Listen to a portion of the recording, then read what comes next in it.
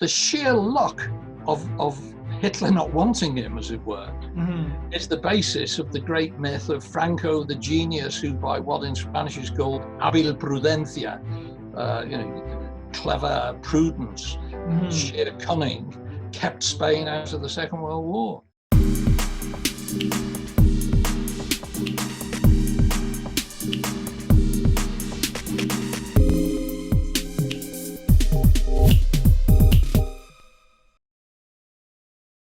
Thank you for watching this video. Please help us keep the show alive by liking and sharing this video, and by subscribing to the show and making sure the notification button is switched on. For those of you who can help a little bit more, there's a Patreon link down below where you can contribute whatever you can. Every little does help, and all the money will go directly back into the show. You can also keep up with our latest content on Instagram at The No Show Pod, as you can see on the screen. As you know, The No Show is an initiative designed to make academic research accessible to everyone. So do contribute to the conversation, leave some questions, have a discussion, and I'll make sure I get back to everyone. Paul, welcome to the show. I'm really pleased to have you. How have you been coping over these crazy past few months? Well, in a way, for someone who is a lone scholar, to use the jargon, at one level, it hasn't made much difference to my daily life. I've spent 7 days a week sitting in front of my desk. The problems have been like everyone else, getting supplies in and so on. And there I've been, thanks to Ocado and a friend, we've survived, I mean, as long as you survive, that's the most important thing. So let's get straight into your sort of the body of work that you've been involved with in your career. Obviously, you're a historian with a focus on Spain. Now, obviously, the obvious question is, why Spain? Okay, you'd like me to answer that question? Yes, please. Yeah. Okay, well, it really goes back to the end of the Second World War. I was born in 1946, and I was born in Liverpool, and Liverpool was one of the worst hit cities by the Blitz because it was the port city where supplies came in from the United States.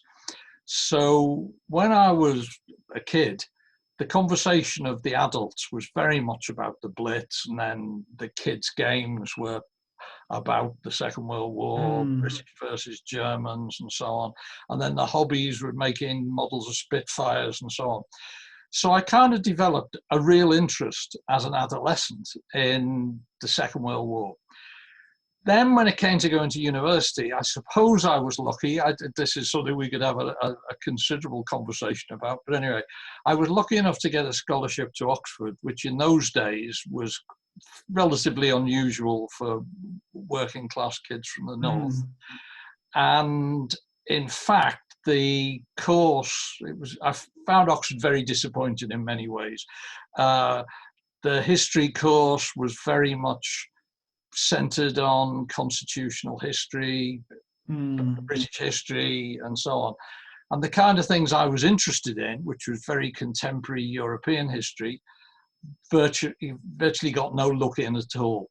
And so towards the end of my time as an undergraduate in Oxford, I was looking around for what to do. I knew I wanted to do a PhD.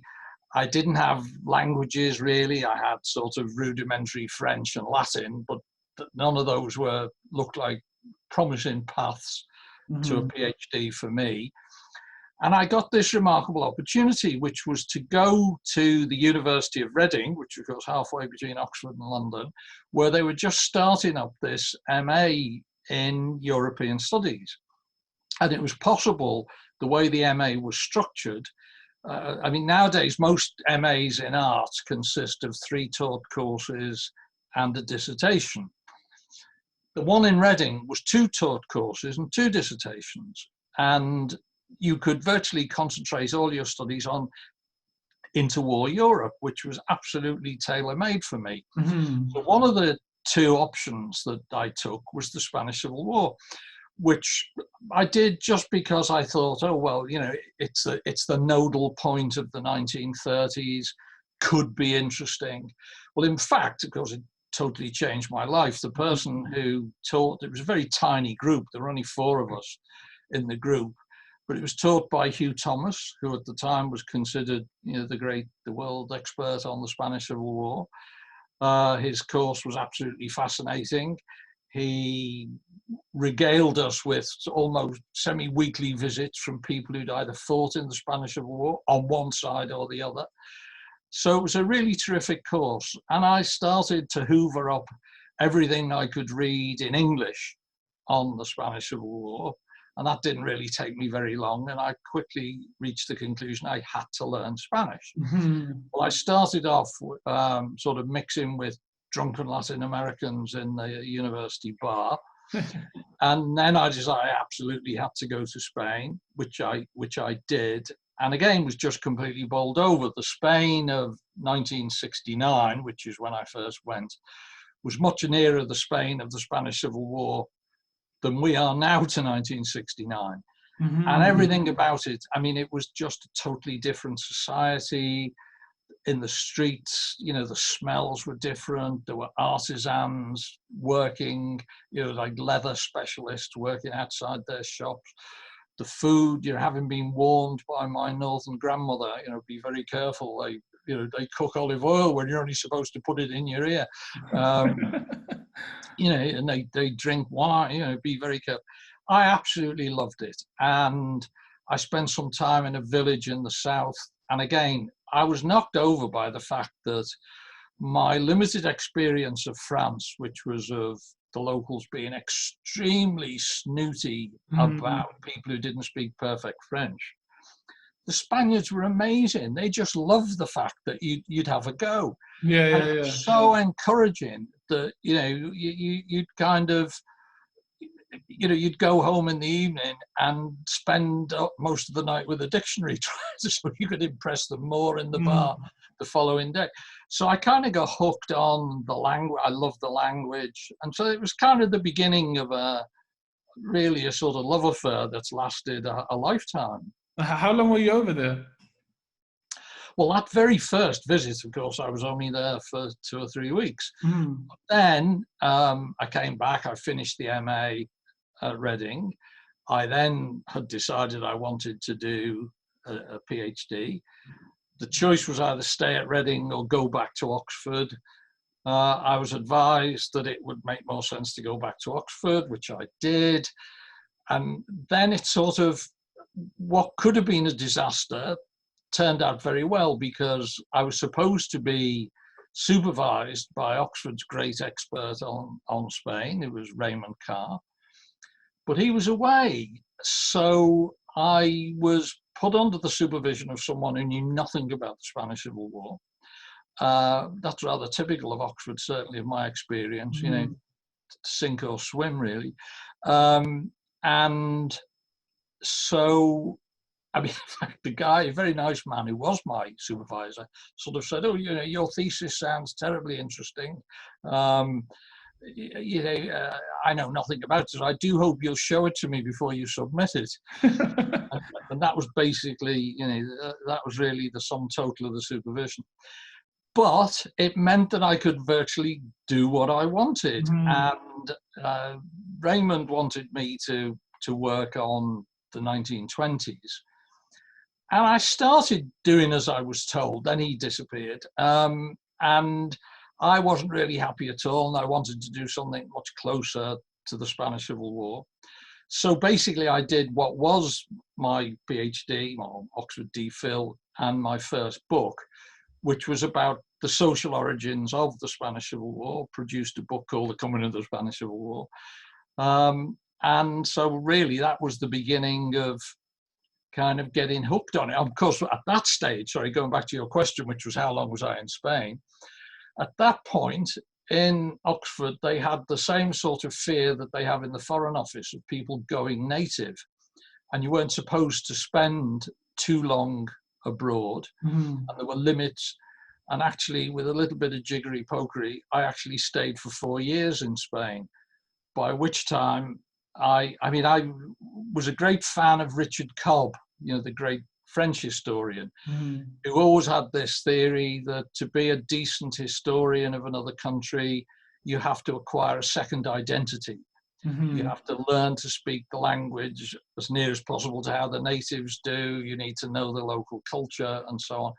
And those 4 years, I think, let me acquire that second identity. And then of course, I came back, got my first job actually was a temporary lecturer in Reading when I was substituting for Hugh Thomas, who was on sabbatical. And then I got my first permanent job, which was at Queen Mary in London. And I was there for quite a long time, very happy, until 1991 when I went to the LSE.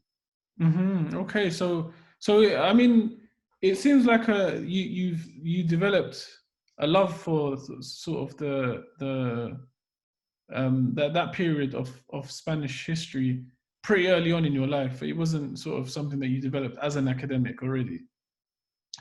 No, I mean, I had a general interest in European history of that period.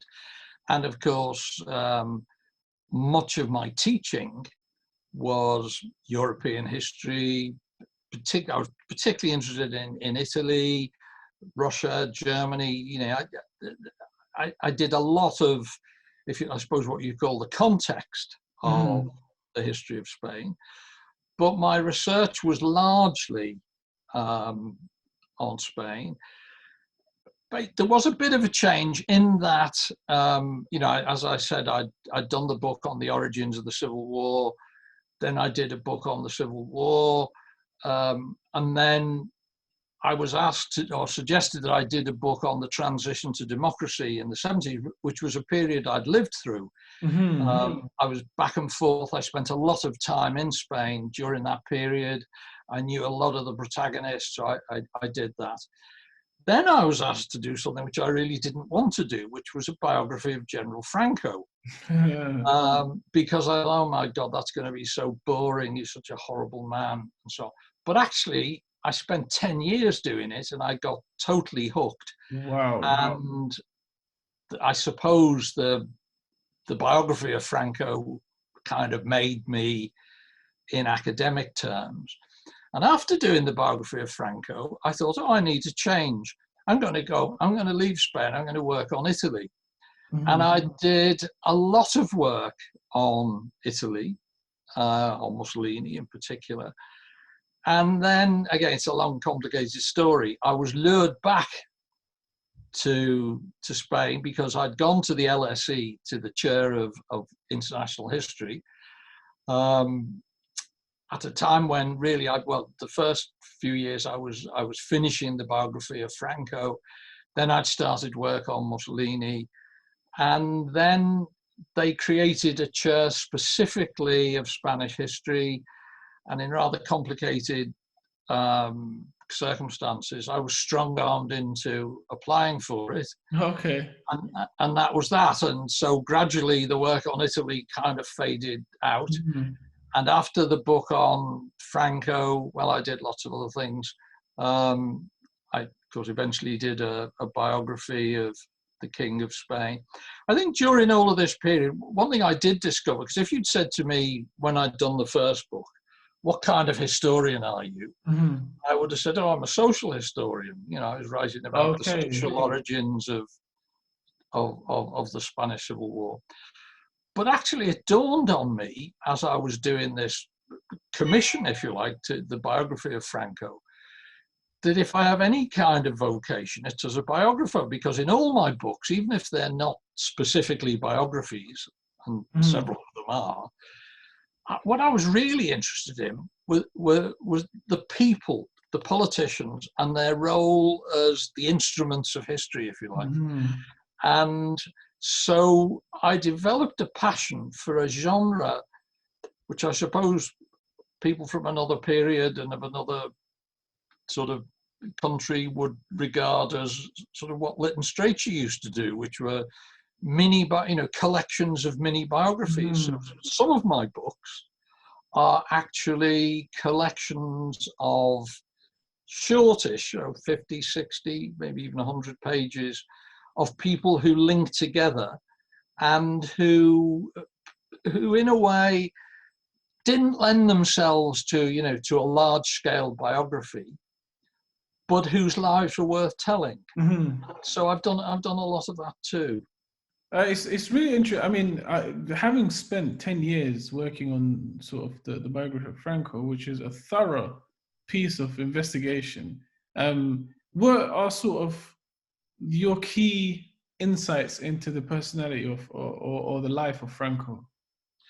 Well, the first thing I need to say is, of course, that one of the things about Franco was, of course, the best sources were all international. So in order to do the life of Franco, one needed to spend a lot of time in British, French, German, Italian, Portuguese documents, because it was the diplomats who had, some of the best things to say, some of the most perceptive things. So that was good, because there was I, professor of international history. It was the kind of thing I was supposed to be doing.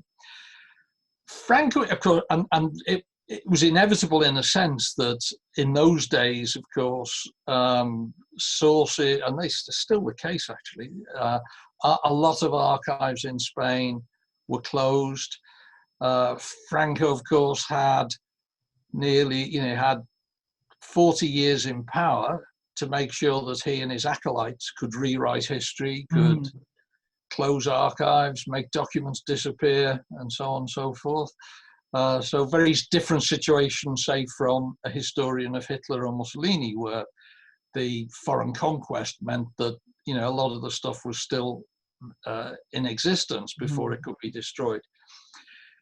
Franco is an extraordinary character. He's been called a sphinx without a secret, ostensibly a deeply boring man. There's hardly anything he said which was remotely memorable.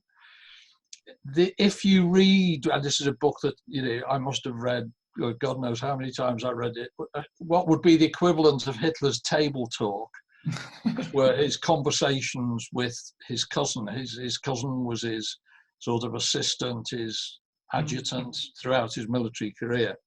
And they're absolutely astonishing. I mean, some of the ludicrous things that he said. I'll give you an example. In early 1945, as the Allies were closing in on Berlin from the west and the Russians were closing in from the east, he told his cousin that this was all a cunning plan by Hitler, who, once he'd got both the Allies and the Russians into the trap, he would launch his secret weapons and win the war.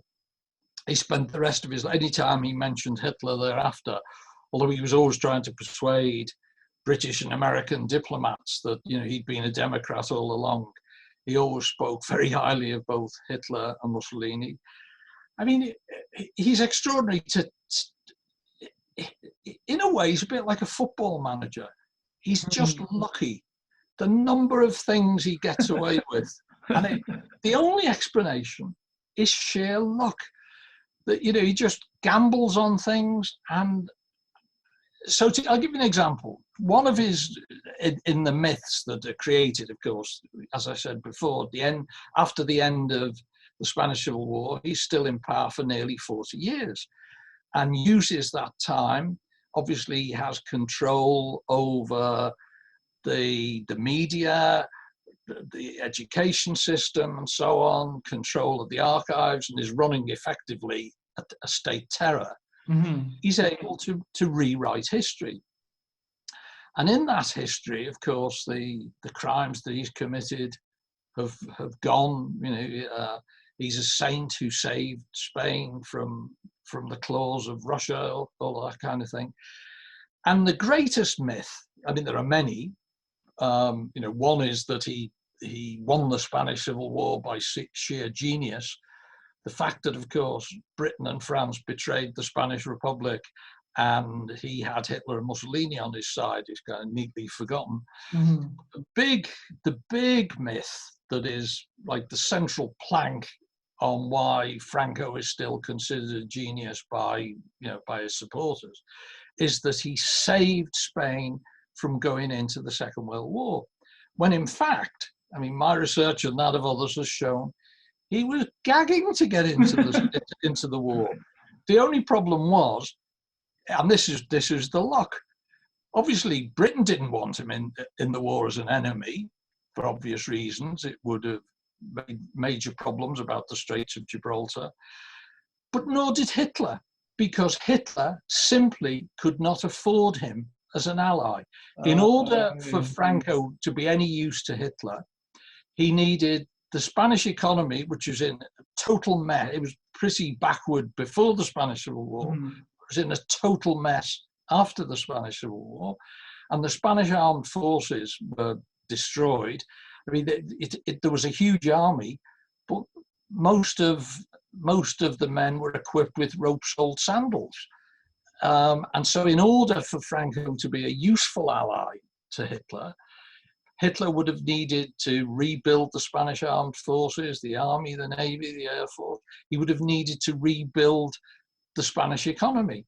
And since he already had a drain on his resources with Mussolini, and since his main preoccupation was defeating Russia, he wasn't prepared to pay the necessary price of having Franco as an ally. So the sheer luck of Hitler not wanting him, as it were, is the basis of the great myth of Franco, the genius who, by what in Spanish is called hábil prudencia, clever prudence, sheer cunning, kept Spain out of the Second World War. So why was he gagging to go to war? Is he just a war-loving sort of general? Basically, Franco believed in Spanish greatness. And it is possible to recreate, it's one of the things I do in the book, it's possible to recreate from his speeches his view of Spain in the world.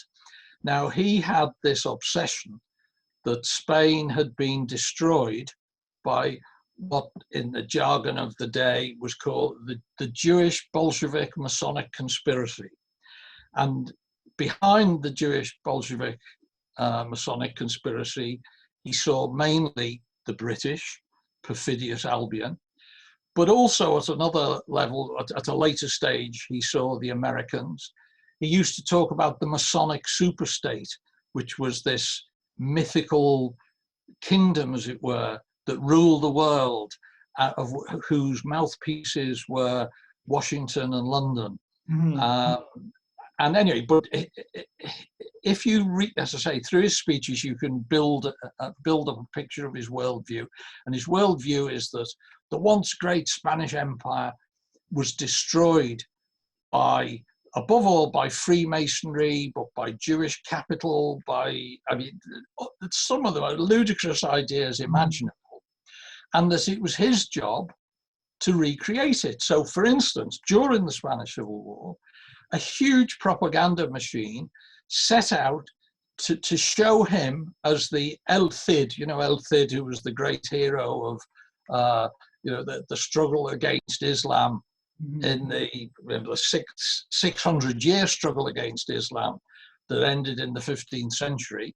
Franco wanted to be the El Cid of the 20th century, and he wanted to be the man who rebuilt the Spanish Empire. He wanted to be Philip II and Charles V. But of course, the only way that was possible was on the coattails of Hitler.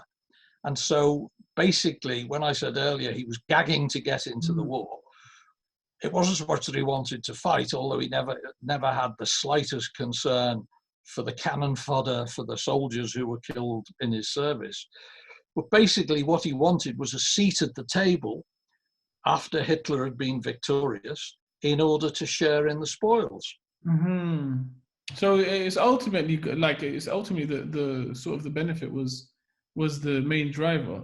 Does that speak to the state of the Spanish economy at the time? Was the Spanish economy suffering? Oh, the Spanish economy was in a dreadful state. It wasn't until the late 1950s that the living standards of the 1920s, which were appalling, were reached again. I mean, one of the things, Franco considered that he was an economist of genius, which did untold damage to Spain. The reason he thought he was an economist of genius, and some of the things I said before, it is very difficult, actually, as a historian. You're dealing with a man who was a major dictator, who stayed in power for a very long time. Yet, he's also a man, some of the things that he said and did were absolutely ludicrous.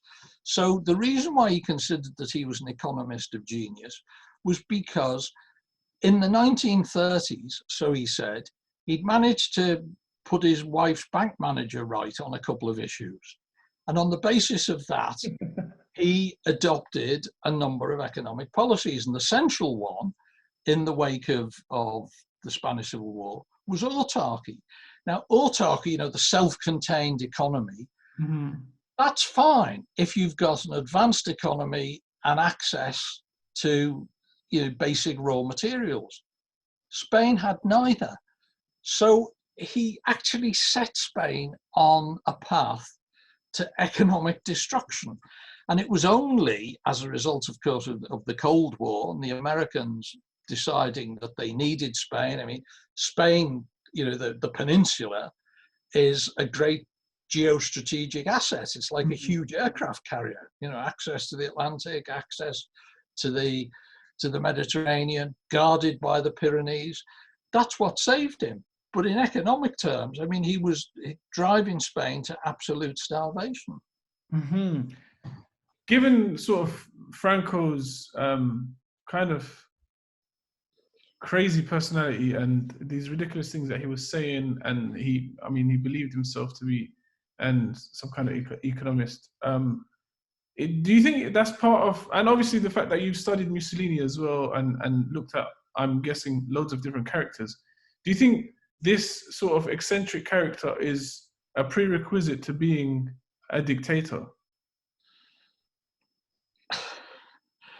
That is a really, really difficult question. I mean, one of the things that I haven't said, I'll come back to your question. One of the things I haven't said is how mind-bogglingly, eye-wateringly corrupt Franco was. Okay. And one thing, of course, that a lot of dictators tend to do is accumulate huge amounts of money. I mean, I have to say, when I was writing my big biography of Franco, which is a long time ago now, you know, it came out in 1993, I had gone along with what was then the available material and taken the view, well, he wasn't really corrupt, other than since he thought that it was already all his. So that, for instance, his family abused what was called the national patrimony, you know, the palaces and the artworks and all of that. But actually, recent research over the last 20 years has shown that he was unbelievably corrupt. And in fact, my most recent book, which is called A People Betrayed, it's actually a history of corruption in Spain over a fairly long period. Going back to your question, what do Hitler, Mussolini, Franco, Stalin, what do they all have in common? Well, they were all very short. Maybe that's, well, obviously not all short people become dictators. They all had extremely difficult family backgrounds, incredibly authoritarian fathers. Now, again, not everybody who is A, short, and B, has an authoritarian father ends up as a dictator. I mean, maybe there aren't enough job opportunities for dictators. It is so difficult. I mean, obviously, some people, I mean, some of the ones that we're talking about, all end up feeling that they have been chosen by destiny. Now, I don't know where you'd get that idea, unless your mother gave it to you. You know, these are weird. I mean, you know, you're talking, in a sense, you're luring me into what could really only be described as psychobabble.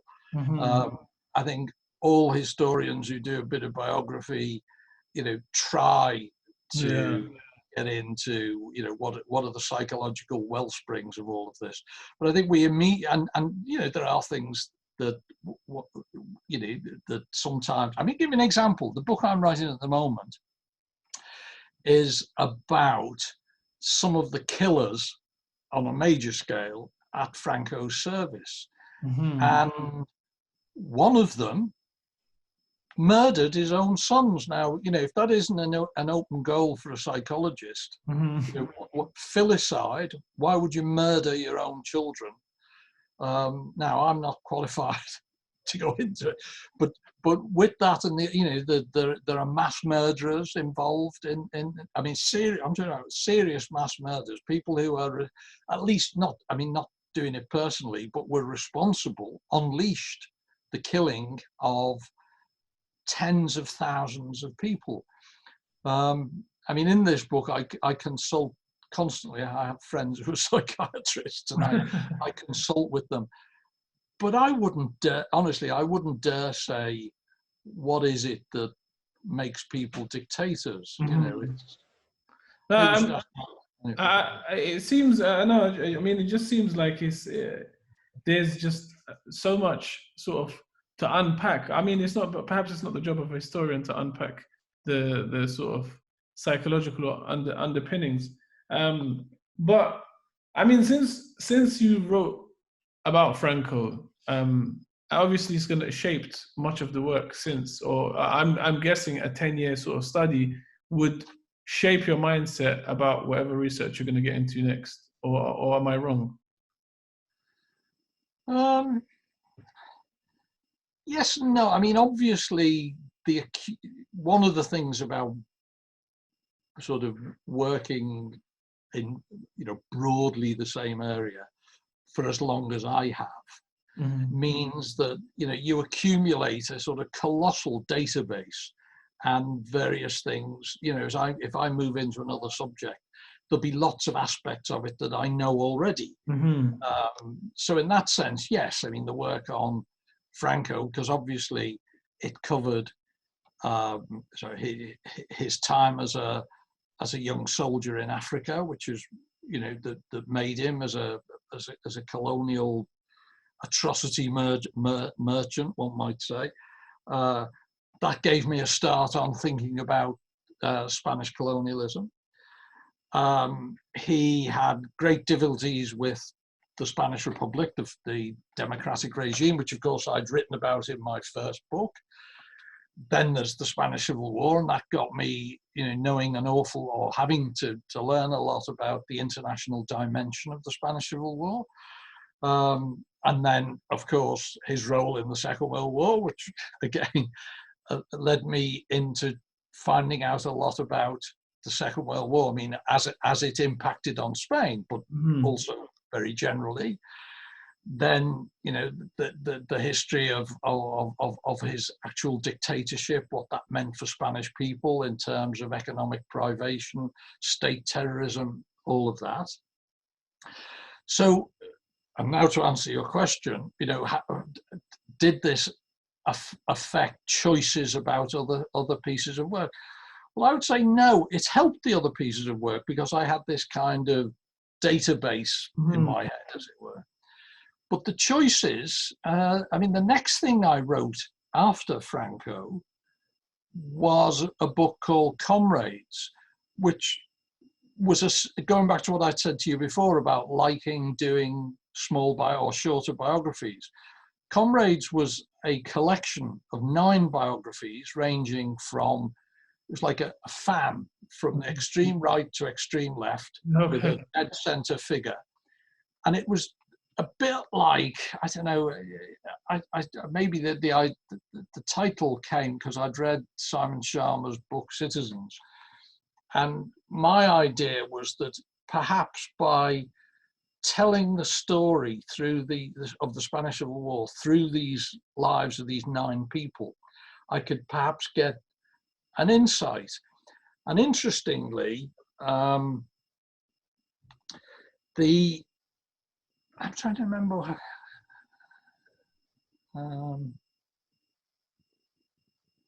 No, sorry, I was going off on a tangent there.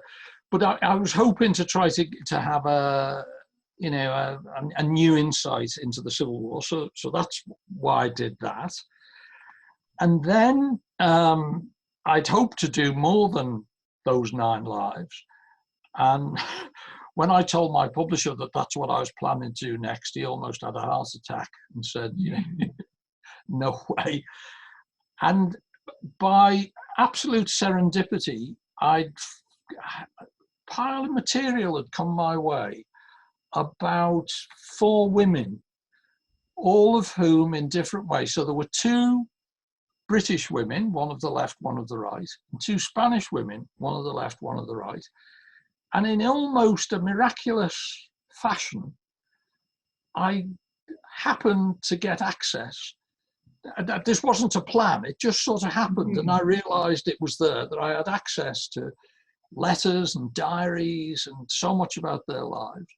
So I did this book about these 4 women. It was called Doves of War, sort of pun on Dogs of War. And it was about how their lives, I mean, they all 4 had quite important roles, but how their lives had been destroyed by the Spanish Civil War. So that was, obviously it had in common with the Franco book that it was biography, but nothing more.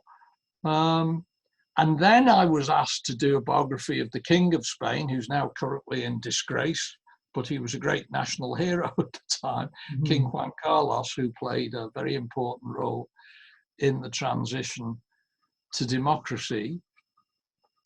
And then what I was working on I mean, there are various things, you know, sometimes I have a kind of underlying project. So I suppose the biggest one of those was the book called The Spanish Holocaust, which is a book about the violence and the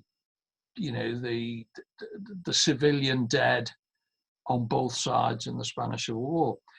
But along the way, I interrupted it because one of my passions has always been the foreign correspondence in the Spanish Civil War. So I wrote a book called We Saw Spain Die, which was about the foreign correspondence. And I just loved doing that. It was, I managed, you know, I identified with so much of how those particular correspondents had felt about Spain and so on.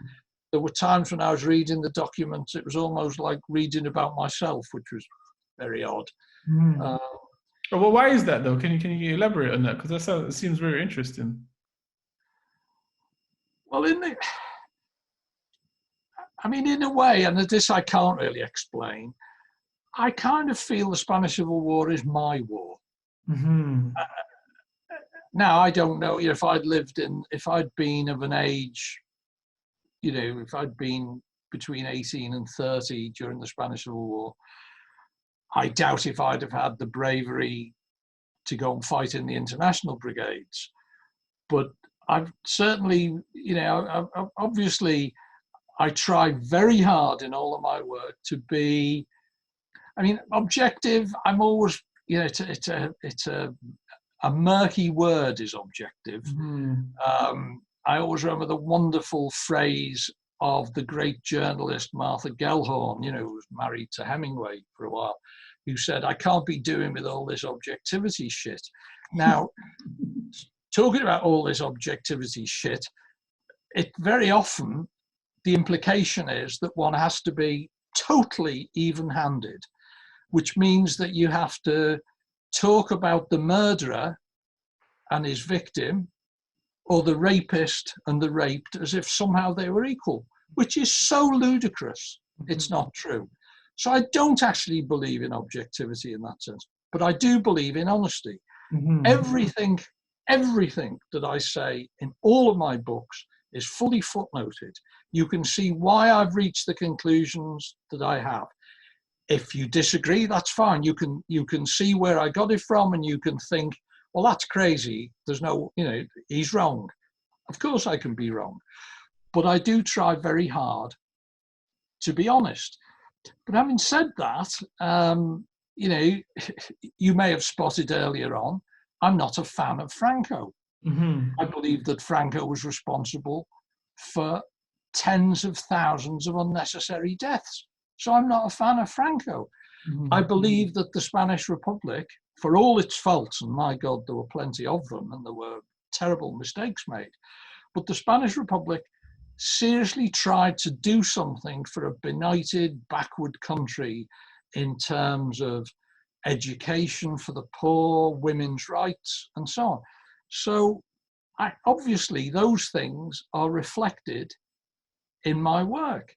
I tend to favor those who are democrats and disfavor those who are dictators, authoritarians, and killers. Rightly so. Yeah. And I wonder though, because I mean, is this your most recent book, the sort of People Betrayed? What about it? Is it so? If that's the most recent book, and obviously the central theme of it is corruption. So I wonder, how have people in Spain reacted to this work, but also your work in general? Okay. Well, there are two different questions there in a way. Let's take the general question. I find it very embarrassing. I'm signed up to something called Google Alerts, which tells you if there's been anything about you on the internet.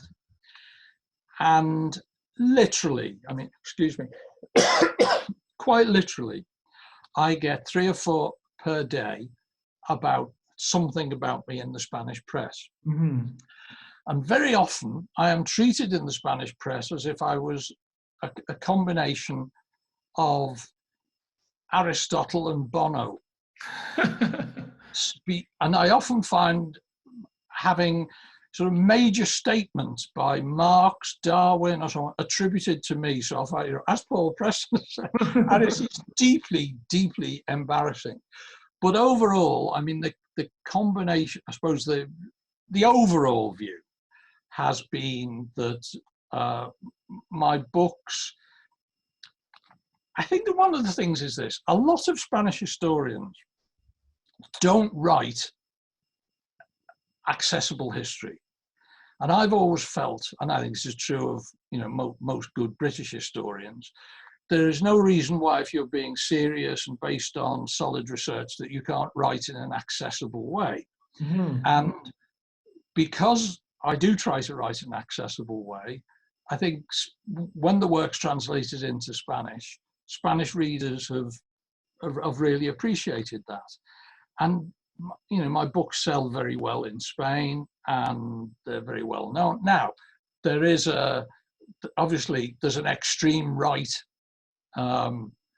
dissident opinion, which thinks that I'm an idiot who doesn't know what they're talking about. But overall, the reaction has been very positive.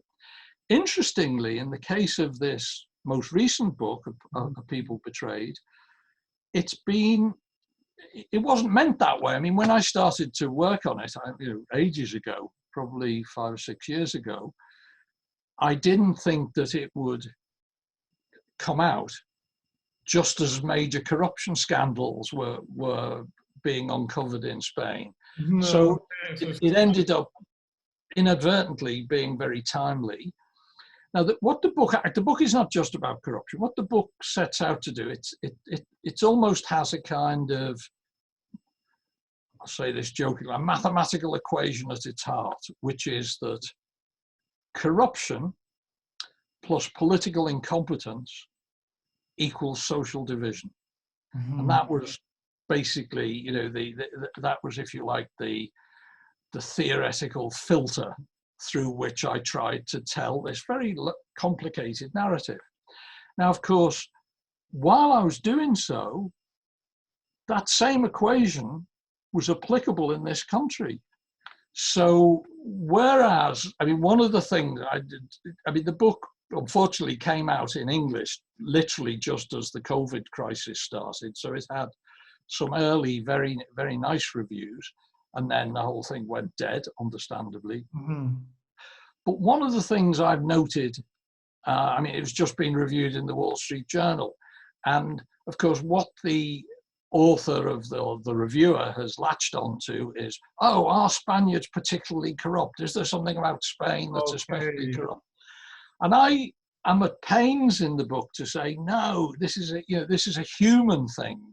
And I actually say, this book was written in the shadow of Brexit, that the way in which the combination of corrupt manipulation of the media, the sheer incompetence of our politicians has led to the way our society has been divided.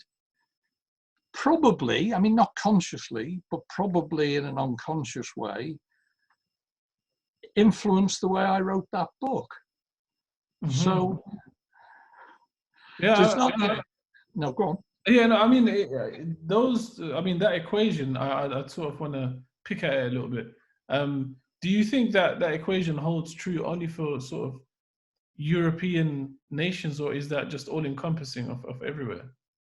I suspect it is all encompassing. I mean, I don't know. You know, I've never done any African history. I've never done any Middle Eastern history. But I would be astonished. You know, so basically, you start off. You know, I mean, the number of regimes in which there is both corruption and, you could say, political incompetence. You know, it's quite a large number. Now, you could look, say, at countries in the Middle East, and, you know, is there social division? Well, who knows, because they are so deeply authoritarian. Same you could say about China, you know. So this is also something that I look at in the book. So if we go back to Spain, you've got political corruption and political incompetence. The corruption is particularly evident in manipulation and cheating, massive cheating in elections. So what does this mean for the bulk of the population? It gives them a choice. And that choice is apathy, do nothing about it, accept, you know, you're buggered, or violence. And of course, violence of, you know, the unorganized and the unarmed is met by state violence. So, of course, the way in which social division is crushed. It's there, but it's crushed, and that's true. I mean, that's, you know, true of Stalinist Russia. It's true of Maoist China. You know, you name it. I think that this is my mini mathematical equation is actually quite widely applicable. So generally, having sort of spent, you know, like an entire career focused primarily on Spain, how have you seen, just from a personal journey, how have you seen the country change? Well, as I said earlier on when we were talking, when I first went to Spain, it was still very much the Spain of the Spanish Civil War. You know, whereas now, if you go to any European country, and this is probably true of non-European countries too, shopping malls are all the same. The way CDs are set out in a record shop, or the way books are set out in a bookshop, and you know, it's all very much the same. You could be anywhere, you know, apart from the language differences. Back in the day, when I was first in Spain, it was different in so many ways. You know, I mean, books didn't have colourful covers. Everything was on brown paper without the pages cut. You know, I mean, the food was very much Spanish food. It's now becoming, you know, there's now much more international cuisine. But there were a lot of memories of the Civil War. For instance, I mean, when I was doing my research, when I was living in Spain, writing my PhD, I traveled around, but I mainly lived in Madrid. The central square of Madrid is called the Puerta del Sol. And running off the Puerta del Sol, there were streets, well, there are streets, of course, but on which there were shops that specialized only in artificial limbs. Oh, wow. In other words, they were victims of the Civil War. And you would often find, I mean, literally the streets, the pavements were frequently littered with men with no legs who kind of moved around on, they'd have wooden blocks, they would be attached to a kind of leather sheet, and they would push them, and there would be a sign, mutilado de guerra, mutilated in the war. So there were all these memories of the Civil War. If you tried to talk to anybody about the war, it would be cut off immediately. I was very fortunate. I mean, I met people by chance. I met someone who'd been a very important anarchist during the Civil War, and I bumped into him in an archive, and we got talking, and he took me to his home, and I became friendly with the family, and I learned, an enormous amount from him. I met through a contact. I met a very major figure on the extreme right, who was immensely kind to me. I mean, I met lots of people, and that was really interesting. Now, there's no one around, there's no one left who remembers the Spanish Civil War anymore, obviously. To have been active in the Spanish Civil War, you had to be born in the first half of the 1920s. Mm-hmm. There's not many people who are 100 years old, Mm-hmm. So it's changed in so many ways. I mean, the transition to democracy was that was the real change. I mean, that was so exciting. I mean, to go to some of the rallies, Franco had died, but there was still the Franco regime. And then there was this long, complex process, which I describe in a couple of my books, about trying to make it possible to hold elections. And then there were these rallies, and it was just amazing, to go to a rally addressed by La Pasionaria, mm-hmm. Just amazing. I mean, I have to say, as a young man in Spain, it was great. I had, it was so wonderful to be able to experience living history, if you like, And then, democracy was reestablished, and that was great. And we had great hopes. The extreme right didn't want it to happen. There was a military coup in 1981, 23rd of February 1981. That was defeated, in part thanks to King Juan Carlos, who is now currently in trouble because of corruption. And then, so that was February 1981. In October 1982, the socialists came into power. I knew many of the socialist leadership. I had access to people. I could find stuff out. It was terrific. And there was lots of hope. But there were two great disappointments. One was corruption. I mean, we'd all hoped, people like me and the people I knew in Spain had hoped that the transition to democracy was the opening of a new era. And in some ways it was. Spain had a huge economic boom. Living standards shot up. Soon everybody was driving a new car, had a new refrigerator, all of that. Living standards went through the roof, which was great. But what hadn't been anticipated was the scale of corruption. And that's one of the things I write about. That was one of the disappointments. The other one was that nothing was done about what is called the historical memory issue. In other words, the fact that under the Franco regime, there'd been nearly 200,000 people murdered by the Francoists. Now, the 50,000, which is also a huge and horrendous figure, who were murdered in the Republican zone, they had been commemorated, mourned by their families, and so on. But there's somewhere between 150 and 200,000 Republican dead, many of whom, buried in mass graves. That process, there was no closure for the families. But they were two of the big, if you like, the unfulfilled legacies. I mean, political honesty and the historical memory thing. So yes, Spain has changed. It's no longer different. I mean, perhaps one of the things that I found exciting was how different it all was. I think one of the biggest things, I can remember when I went to Spain when I first went in the late 60s, I had this sense, as I was doing my own work, that one of the big political differences was that in Britain, in British politics,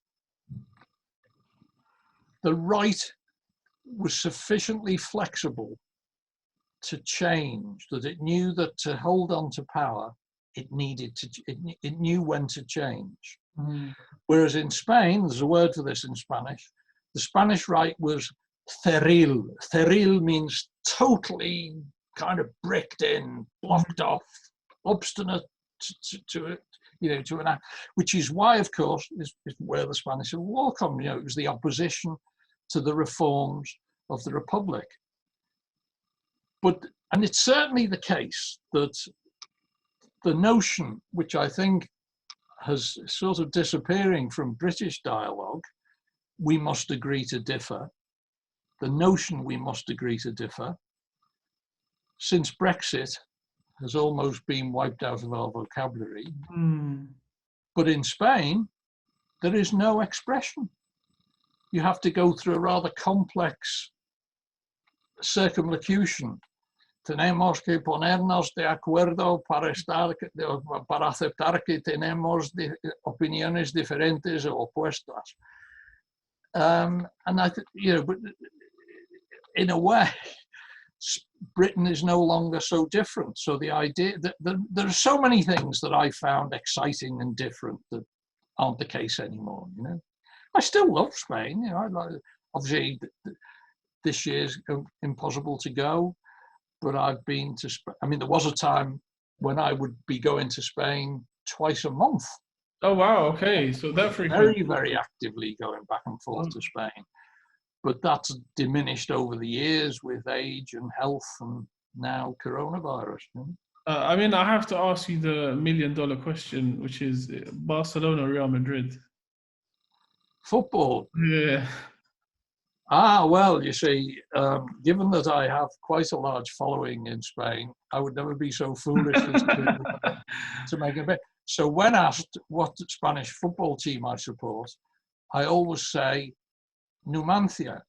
Numancia would be roughly the equivalent of Accrington Stanley. And it's a tiny, tiny, tiny football team that crept into the first division a few years ago and crept out very quickly thereafter. When I was a student in Madrid, of course, I followed Real Madrid. You know, I used to go to Real Madrid games on a regular basis. It was easy, you know, it was cheap to go. Just like, I mean, in English terms, I thought when you said you were going to ask me the $1 million question, you were going to ask me what is my favorite color. But anyway, as it happens, my favorite color is blue, and I support everything. Oh, okay. So that explains. And a lot. Just as when I was a kid, you know, you could just walk into the game, and it was when I first started going to football, it was sixpence to go in. But it was dead cheap. I can't remember how much it was now, but it was very cheap to go to Real Madrid games. And so in that sense, I was interested, you know, I suppose I would say I supported Madrid insofar as I supported them at all. Then over time, of course, through my historical work, I became aware that Franco was a big Real Madrid supporter. I became aware that Franco's support of Real Madrid went as far as a certain amount of interference in the referees committee. And so people I knew who'd done work on the history of Barcelona believed that Barcelona was cheated on, not just by referees. I mean, Franco arranged for some transfers to be interfered in. Wow. So some of the great transfers like Alfredo Di Stefano, Puskás, and so on, the government... legends now. So, you know, for that reason, I was then a bit more sympathetic to Barcelona. And then, of course, you know, they played such wonderful football. Yeah. It's difficult not to like watching Barcelona. But I don't really, yeah, I mean, in fairness, if asked, I would always say Numancia. I mean, if asked by a Spanish journalist, Numancia. But I'm not sure you can support a football team in a foreign country in any meaningful sense. Watch them on telly. I mean, as I say, you know, my life has been destroyed by supporting Everton. You know, they've caused me so much heartache. You've got to remember, when I started supporting Everton, they were the team that had won the league more than anyone else. They were the team. You know, those days are long gone. Well, indeed. Who do you support? I'm not any better, man. I support Arsenal, unfortunately. So Well, you see, we're in no man's land at the moment. Living where I do, Arsenal is necessarily my second team. I mean, you know, Arsenal's ground just down the road from where I am. And except when they're playing Everton, I always have a lot of sympathy for Arsenal. I have a lot of friends who are Gunners. I always liked Wenger. I felt he was traduced. I never liked the guy. I never remember his name. What's the guy who couldn't speak English who replaced him? The Spanish coach. I forgot his name. He had a very strange name, and he's now doing terribly well in Spain. But anyway, was he? Sorry, he's doing well in Spain. He's now gone back to Spain, and I can't remember where he is, Valencia or something. He's doing very well. Wow. What the hell was his name? I just remember Good Evening, but I can't remember his name. Yeah, well, that's the fella. That's the fella. Yeah, I can't remember. And now, of course, Arteta. I think Arteta is a wonderful manager. No, I think so too. I think he's got the right sort of direction. He's taken him in the right direction, and it's in a sustainable way too.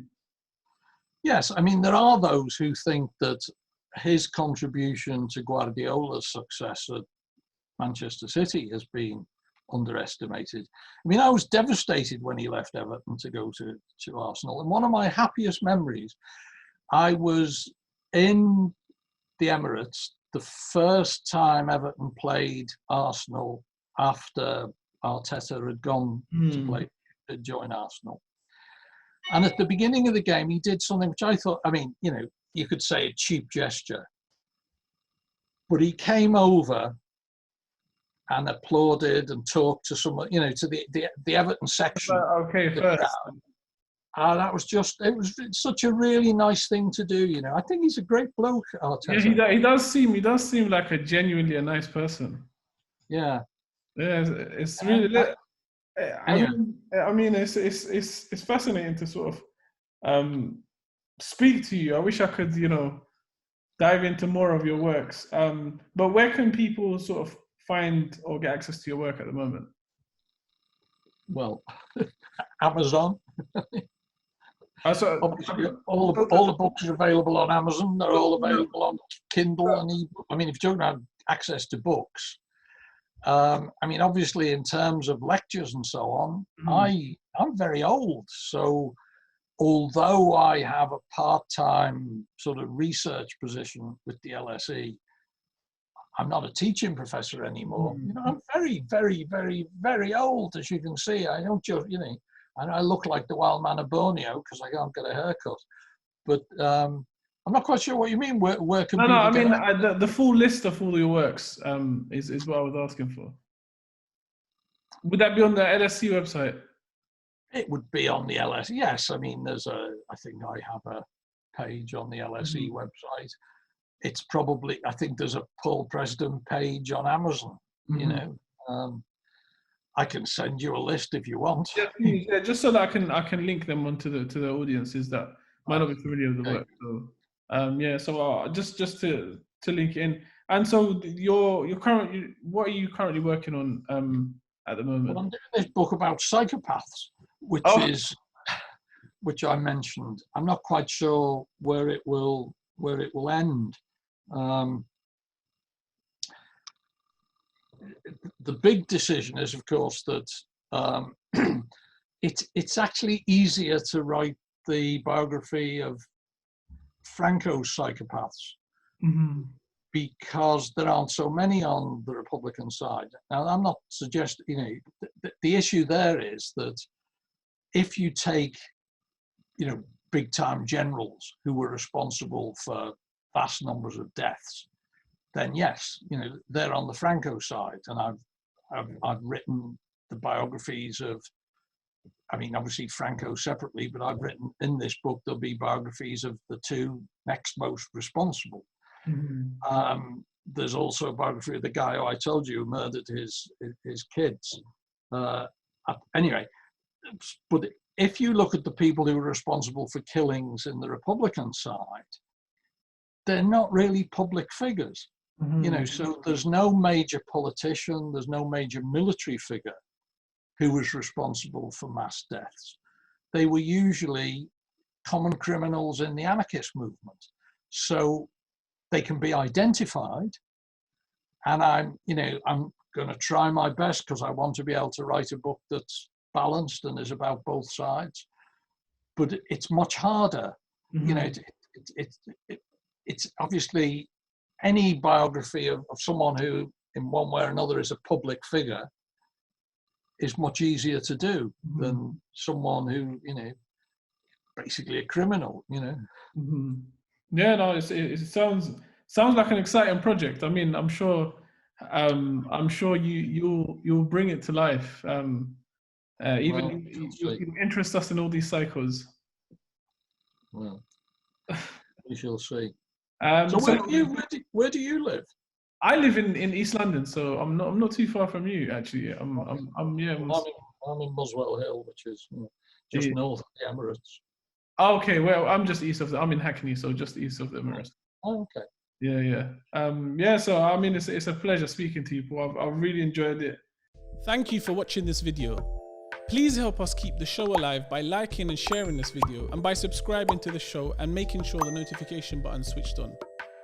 For those of you who can help a little bit more, there's a Patreon link down below where you can contribute whatever you can.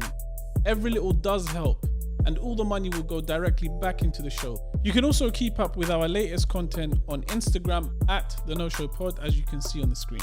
As you know, The No Show is an initiative designed to make academic research accessible to everyone.